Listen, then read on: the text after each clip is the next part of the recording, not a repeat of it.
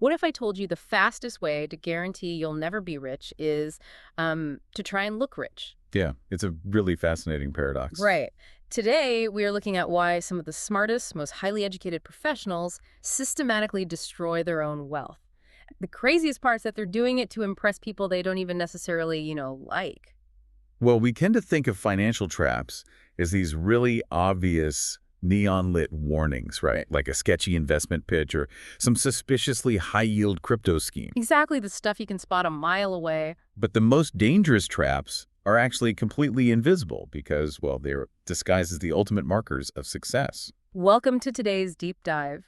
We are unpacking a phenomenon that researchers call the economic trap of looking rich. We've got a fascinating set of academic research in front of us. We do. It's anchored by this detailed caselet titled The Price of Prestige, Visibility, and Status by Dr. Bendaru Srinivasa Rao from VFSTR University in India.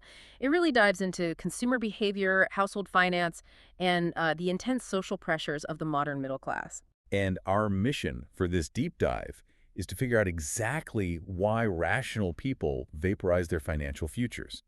And more importantly, how you can recognize this trap and just walk right around it. To really understand the mechanics of this trap, we need to move away from abstract theory for a second. Let's look at a very specific, real-world scenario from the research. Yeah, so we are going to look at a 38-year-old guy named Arjun Mehta. Arjun is a senior systems analyst, and he's working at a mid-tier IT firm in Hyderabad, India. Okay. And in late 2023, Arjun made a major purchase. He bought a luxury sedan, and the price tag on this car was 42 lakh rupees. Okay, 42 lakh. I mean, for context, that is a massive chunk of change. It really is. And when you look at the underlying math of how Arjun bought this car, the reality of the trap starts to kind of reveal itself. Because he didn't just pay cash. Right, he didn't buy it in cash, he financed it. So his equated monthly installment, his EMI, is 68,000 rupees. And he is locked into that payment for 7 full years. Wait, 7 years? Just for a car? Exactly, 7 years. Now, here is the critical data point from the source material. That 68,000 rupee payment completely consumes 34% of his entire monthly household income. Oh, wow. 34%. Yeah. And if you looked at standard financial planning benchmarks, like the ones from Lusardi and Mitchell, a widely accepted rule of thumb is that your total vehicle expenditure should absolutely not exceed 15% of your net income. So Arjun is more than double that limit. He is. He has dedicated over a third of his family's monthly lifeblood to a single piece of metal sitting in his driveway. I'm just trying to wrap my head around this because mathematically, it's a self-inflicted wound. It's like buying a treadmill that exclusively runs you into the ground. That's a great way to put it. But here's what I don't get. Arjun isn't an uneducated guy. His job title is literally senior systems analyst. Right. He gets paid to look at complex systems, find inefficiencies, and optimize them. He has to know this is a bad deal. So what is he actually buying? Because nobody destroys their household balance sheet just to get from point A to point B. Well, you've hit on the exact anomaly that fascinated the economist Thorstein Veblen over a century ago. Under normal economic rules, if the price of a good goes up, the demand for it goes down. Right. Basic supply and demand. Exactly. But Veblen noticed a completely different category of goods where that rule is totally inverted. For certain luxury items, a higher price tag actually makes the item more desirable. Wait, so the high price isn't a deterrent, it's a feature. It is the feature. The economist Leibenstein later called this the Veblen Effect. The core mechanism here is that the utilitarian value of the object, the fact that the car has an engine and wheels, that's secondary. So what's primary? The primary product being purchased is the price tag itself and the ability to publicly signal to everyone else that you can afford to pay it. It's a concept called conspicuous consumption. I see. So Arjun isn't buying transportation. No, he's buying the 42 lakh signal. He's buying the exclusion of everyone who can't afford that 68,000 rupee monthly payment. Okay, I get that. But even if we accept that he's buying a signal, the text points out a detail that I found incredibly strange. Arjun didn't just randomly wake up one day and do this. Right, the timeline is key here. Yeah, within the 18 months prior to his purchase, 3 of his immediate colleagues bought similar luxury cars, and his brother-in-law upgraded to the exact same model just 6 months earlier. It's very clustered. It reads less like an individual financial mistake and more like, I don't know, a coordinated group activity. And that is exactly what it is. To understand why an entire group of intelligent professionals would basically march together off a financial cliff, We have to look through the lens of sociology. Okay, let's do that. The sociologist Pierre Bourdieu provided a brilliant framework for this. He argued that society isn't just one big chaotic mass. It's broken down into structured fields. Fields, like a very specific game board. Yes, think of a field like a game board. The corporate IT sector in Hyderabad is a field. Your extended family network is another field. And every game has a way to keep score. Precisely. Bourdieu explained that we are constantly competing for capital within these fields. But he expanded the definition of capital. How so? Well, there is economic capital, which is just your cash and hard assets, but there's also social capital, your networks, your status within the group, and cultural capital, which is your tastes, your credentials, your ability to fit in with the elite. So what Arjun is doing, he's making a highly rational move according to the unwritten rules of his specific game board. Exactly. He is systematically converting his economic capital, his cash, into social and cultural capital. He's buying the longing. But wait, let me push back on this for a second. If we're talking about real-world career dynamics, isn't social capital actually incredibly valuable? It can be, sure. Let's say Arjun drives this car to the office. The partners see it, the clients see it. They subconsciously associate him with success, high performance, and reliability. I see where you're going. Maybe that leads to a promotion or a massive new contract. Isn't it entirely possible that this car is a legitimate career investment, like an actual networking tool, rather than just an empty status trap? That is a phenomenal question. And it's the exact rationalization that keeps the trap functioning for so many people. So it is a rationalization. It is. It's true that humans are heavily biased by visual cues of success. However, the data shows there is a massive difference between genuine social capital and empty status signaling. What's the difference? Genuine social capital, trust, competence, deep reciprocal relationships that yields a measurable return on investment. The trap of conspicuous consumption is that it mimics social capital without providing the actual foundation. So it's all surface level. Right. It buys attention and maybe a fleeting sense of envy from a colleague, but it rarely translates into the kind of hard economic returns that would justify a 34% income drain. It's counterfeit currency. Counterfeit currency, I see. It's the illusion of an investment. Exactly. And the text shows this behavior extends far beyond luxury cars. It infects almost every major financial milestone for the upwardly mobile middle class. Like what else? Take weddings, for example. The research documents what are essentially status coronations. Status coronations. I love that term. It's so theatrical. It perfectly captures the intent, doesn't it? These are massive, incredibly expensive, often debt-financed weddings.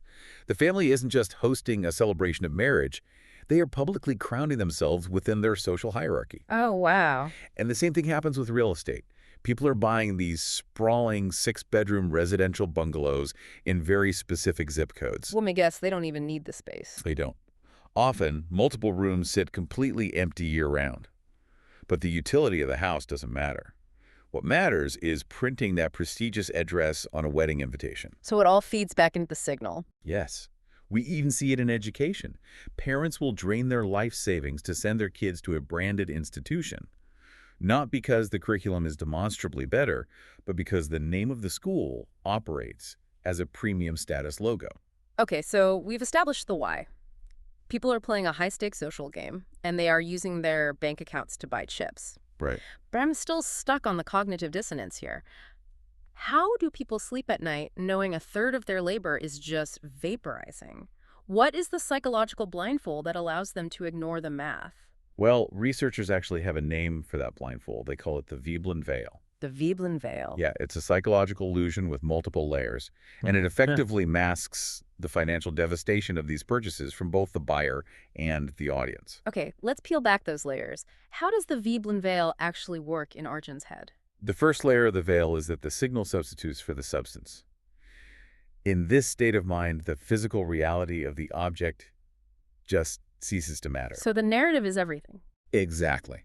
The narrative it broadcasts is everything. This is why you see aspirational consumers heavily favor what researchers call loud luxury. Loud luxury, like huge logos and stuff. Yes, huge logos, highly recognizable silhouettes, high visibility branding. If the signal isn't instantly legible to the audience, the purchase is deemed worthless. So it's essentially like putting a pristine Ferrari body kit on a broken lawnmower engine. That is a great analogy. As long as you only drive it slowly past your neighbors, they treat you like a millionaire, they only see the outside. Structurally, you aren't going anywhere fast, but the signal is doing all the heavy lifting. Exactly. The audience validates the Ferrari, so you feel like you own a Ferrari, even if your personal balance sheet looks like a lawnmower. But it's the second layer of the Veblen veil that is truly lethal. What's the second layer? As behavioral economists Thaler and Sunstein point out, the opportunity cost remains completely invisible. Right, because our brains are terrible at doing alternate reality math. They really are. Behavioral economics shows us time and time again that humans simply cannot conceptualize what we didn't do. It's too abstract. Exactly. The foregone alternative only exists in an abstract, imagined future. We can't feel it, we can't touch it. Wait, let me bring some numbers in here because the math on this opportunity cost from the research absolutely floored me. Let's hear. Let's look at what Arjun didn't do. He spent 42 lakh on the car. If he had instead taken that exact same amount of money at age 38 and invested it in a standard index fund tracking the long-term Indian equity market, let's assume a conservative 12% compounded annual growth rate. Okay. By the time he reaches retirement age at 63, that 42 lakh becomes 4.56 crore. Which is just a life-changing amount of capital. It's generational security. It's insane, over 4.5 crore, and let's look at what he actually bought, that luxury car. In the first 3 years alone, it is projected to lose 35 to 40% of its value to depreciation. It's brutal. He is literally trading multi-generational financial independence for a rapidly rusting piece of metal. Right, but going back to your point about the Veblen veil, the tragedy is that the math doesn't matter because the math is invisible. Exactly. The 68,000 rupee payment and the shiny leather seats are viscerally real. Yeah. They are sitting right there in his driveway. His brother-in-law can see them. Right. But a 4.56 crore retirement corpus, that's just a number hiding in a password-protected spreadsheet. And it is really, really hard to drive compounding interest to a dinner party. That is the crux of the entire issue. Yeah. You cannot show off a spreadsheet. The Veblen veil hides the fact that these status purchases don't just consume your current income, they consume your future. Wow. They eat your capital without producing any yield, any productivity, or any genuine wealth. Okay, so I get the invisible math. But surely, Arjun looks at his bank account on the 30th of the month and feels the physical pain of that missing 68,000 rupees. You would think so. Why doesn't that financial pain override the desire to look rich? I mean, if you're listening to this and you recognize the trap, why is it so hard to just walk away from the game? Because we are fighting against millions of years of evolutionary hardwiring. This brings us to the psychosocial engines driving this behavior. Okay. The first is what psychologist Leon Festinger called social comparison theory. Humans are obsessively wired to evaluate our own standing within a tribe. We always want to know where we rank. Right. But we don't look down. We engage almost exclusively in upward comparison.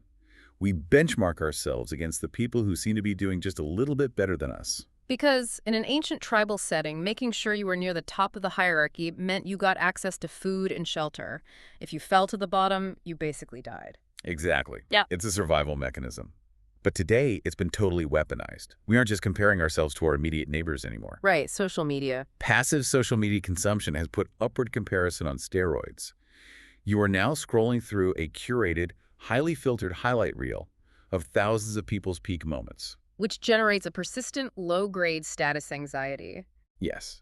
You constantly feel like you are falling behind, which drives you to consume more just to maintain the baseline feeling of belonging. Which completely distorts our decision-making. It actually reminds me of Leibson's research on hyperbolic discounting. Oh, absolutely. The present bias. Yeah, the idea that we heavily favor the present moment over the future.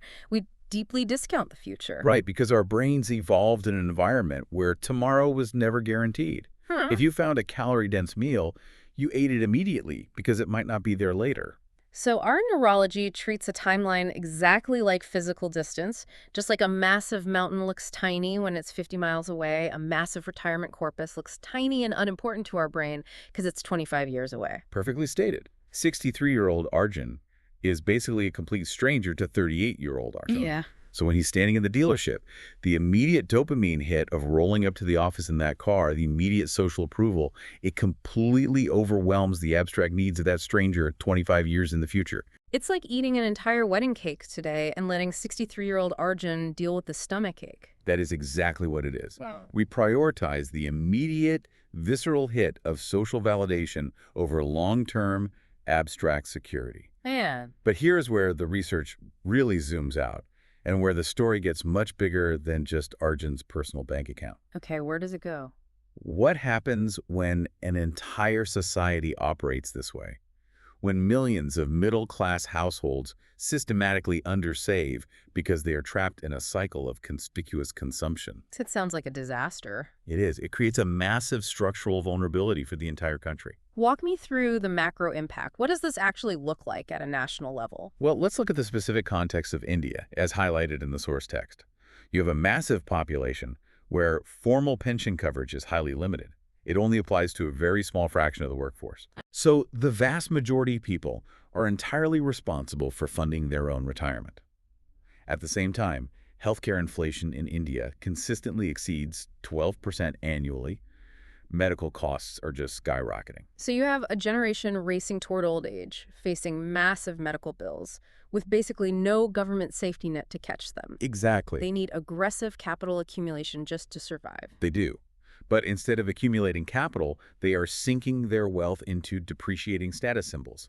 And this brings us to a really brilliant insight from the economist Joseph Stiglitz mentioned in the text. What does Stiglitz argue? Stiglitz argues that our primary metric for national success, gross domestic product, or GDP, actually masks this impending crisis. In fact, it makes the crisis look like an economic boom. Okay, I need you to break down the mechanics of that.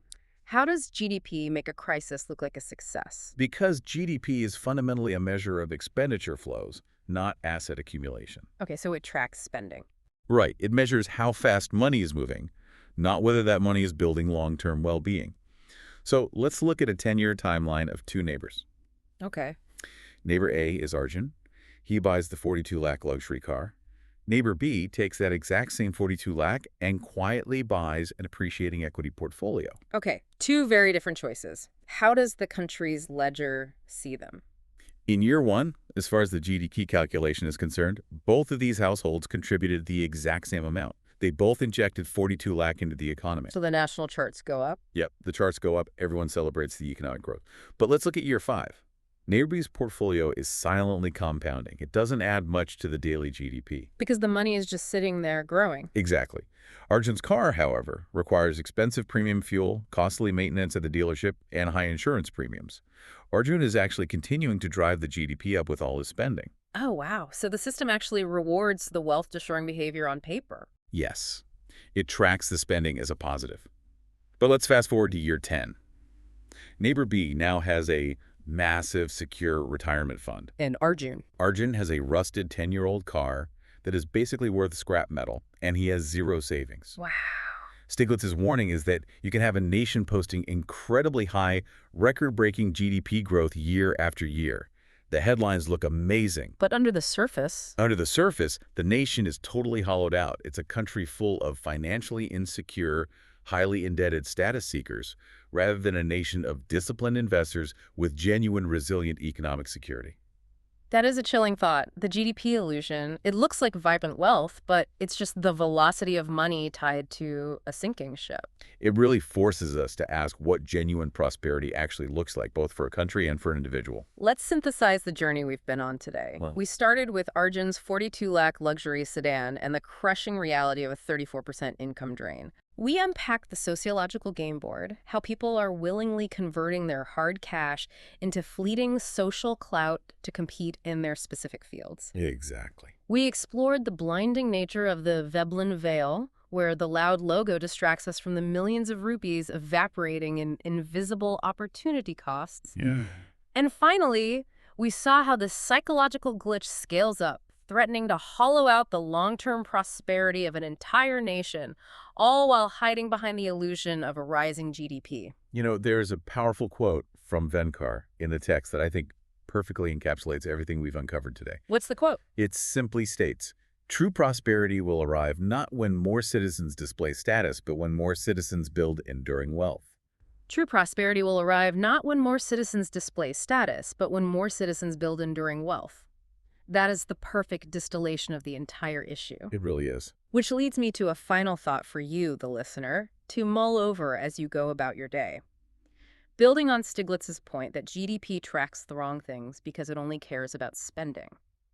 What if you ran a personal audit on your own life? That's a great exercise. Look at your own ledger this month. What percentage of your daily spending is genuinely compounding into personal, enduring wealth and security? And what percentage is just contributing to a personal GDP of visible expenditures designed solely for an audience? It's a tough question to answer. It is, because remember, the most dangerous financial traps don't look like traps. They look exactly like success.